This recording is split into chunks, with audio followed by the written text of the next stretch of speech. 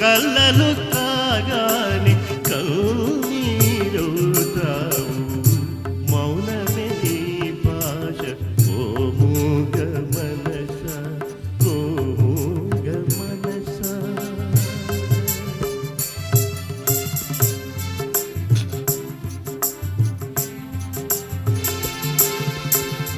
చీకటి గుహ నీవు, చింతల చెలి నీవు, నాటక రంగానివే మనసా తెగిన పతంగానివే.